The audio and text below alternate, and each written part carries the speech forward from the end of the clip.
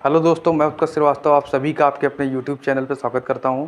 और आज हम बात करने वाले हैं एसएससी सीजीएल के एग्ज़ाम के बारे में, जो कि 9 तारीख से स्टार्ट हुआ है। तो सबसे पहले अगर मैं इसमें बात करूं कि मेरा किस शिफ्ट में एग्ज़ाम था और किस दिन एग्ज़ाम था और मेरा एग्ज़ाम कैसे गया, इसके बारे में बहुत अच्छे से बताऊँगा आपको। और मेरा क्या एक्सपीरियंस रहा एग्ज़ाम का, उसके बारे में भी मैं शेयर करूँगा। तो सबसे पहले अगर बात करूँ अपने एग्ज़ाम की, तो मेरा एग्ज़ाम 11 तारीख को पड़ा था, 11 सितंबर को, और तीसरा शिफ्ट था।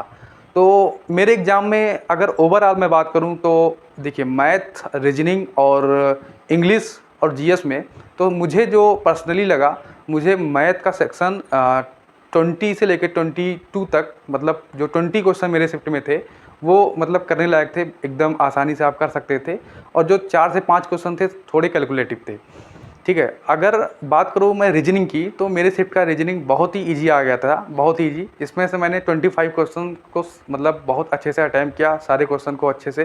तो 25 क्वेश्चन मैंने रीजनिंग का कर लिया। और उसके बाद मैं बात करूँ तो इंग्लिश सेक्शन का, तो इंग्लिश सेक्शन बिल्कुल प्रीवियस ईयर था एकदम। अगर आपने प्रीवियस ईयर सॉल्व किया है, आपने अच्छे से लगाया हुआ है, तो इंग्लिश सेक्शन में आपको एकदम प्रॉब्लम आने वाली नहीं है। ठीक है, उसके बाद अगर मैं बात करता हूँ क्या हो गया, जीएस की बात मैंने भी नहीं किया। तो जीएस की अगर मैं बात करूँ तो जीएस सेक्शन जैसे एसएससी में पहले आता था, उसी तरीके से जीएस सेक्शन को पूछा गया है। क्योंकि जो मेरे शिफ्ट का जीएस था उसमें 12 से 13 क्वेश्चन जो थे मतलब ड्यूएबल थे। उसके बाद के जितने भी क्वेश्चन थे काफ़ी फैक्चुअल थे, जो कि अगर आप पहले से नहीं पढ़े हुए हैं, कभी देखे नहीं हैं, तो आप नहीं कर सकते थे।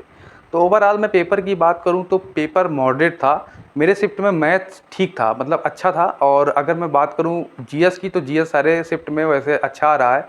इंग्लिश की बात करूं तो इंग्लिश का मैंने बता ही दिया, रीजनिंग का भी बता दिया। जो मेरा एक्सपीरियंस है, देखिए, मेरा ये जो एसएससी सीजीएल का जो मेरा एग्ज़ाम हुआ है, ये मेरा थर्ड अटैम्प्ट था। अभी मैंने पिछला जो 2022 में मैंने मतलब सीजीएल का एग्ज़ाम स्टार्ट किया था, प्रिपरेशन स्टार्ट किया था। तो 2022 वाले में मेरा प्री हो गया था, जिसमें मैंने मेंस में मेरा नहीं हुआ था फाइनल में। उसके बाद मैंने 23 का एग्ज़ाम दिया, जिसमें मेरा प्री भी नहीं हुआ था। जो बात 1.5 मार्क्स से मेरा प्री रुक गया था। और उसके बाद उसमें सीएचएसएल में भी मेरा नहीं हुआ था। लेकिन इस बार क्या हुआ कि सीएचएसएल के एग्ज़ाम में भी मेरा हो गया है ईडब्ल्यूएस कैटेगरी से। और अगर मैं बात करूं एसएससी सीजीएल का जो इस बार वाले एग्ज़ाम का मैं बात करूंगा, तो इस बार वाले एग्ज़ाम में सबसे बड़ी चीज़ ये है कि पेपर का लेवल अच्छा रखा गया है। मतलब बहुत ज़्यादा टफ भी नहीं कह सकते, बहुत ज़्यादा इजी भी नहीं कह सकते। तो प्रीवियस ईयर का अगर मैं मतलब पैटर्न को देखकर अगर बात करूं, तो प्रीवियस ईयर में जो भी कट ऑफ गए हैं बहुत अभी 2023 वाले जो एग्ज़ाम हुए थे सीजीएल के, उसमें कट ऑफ 150 के अराउंड गया था।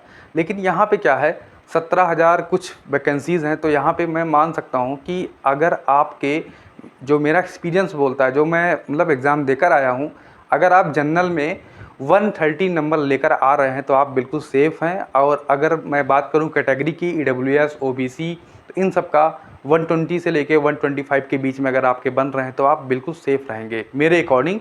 क्योंकि जो पेपर का देखिए, यहाँ पे अगर बात करूँ, कम से कम 10 गुना बच्चों को यहाँ पे सिलेक्ट करने वाले हैं। तो 10 गुना बच्चे मतलब हो गया, नॉर्मली अगर बात करूं तो 1,50,000 से लेके 1,60,000 बच्चे यहाँ पे लगभग लिए जाएंगे मेरे हिसाब से, जो एसएससी का ट्रेंड रहा। तो अगर मैं बात करूं यहाँ पे, तो अगर आप 130 के आसपास जनरल में या फिर यूआर कैटेगरी में आपका स्कोर आ रहा है, तो एक बहुत अच्छा स्कोर होगा। और जो मेरा खुद का शिफ्ट था, मुझे तो मॉडरेट शिफ्ट लगा। और आगे देखो क्या होता है, आंसर की आने के बाद सबको पता ही लगेगा क्या नंबर होता है। अभी कुछ दिन के बाद फिर आरवी रेवोल्यूशन वाले सर जो हैं, वो भी एनालिसिस कराने वाले हैं। तो वहाँ से भी आइडिया लगेगा। और आंसर की आने के बाद फिर बहुत अच्छे से आइडिया लग जाता है। तो अगर आपका पेपर मतलब ठीक ठाक, अगर मतलब मान के चलिए, अगर आपका पेपर 130 के आसपास लगता कि बन जाएगा जनरल कैटेगरी में, और कैटेगरी में की बात करूं, अगर ईडब्ल्यूएस, ओबीसी, एससी की बात करूं, तो अगर एससी कैटेगरी की बात करूं तो 110 से लेकर 120 के बीच में अगर आपका नंबर आ रहा है तो बहुत अच्छा नंबर है, आप मेंस के लिए लग जाइए। तो ऑल द बेस्ट आने वाले शिफ्ट में जितने बच्चों का एग्ज़ाम है और जिनका एग्ज़ाम हो गया है, वो अपना मेंस की तैयारी करते रहें। धन्यवाद।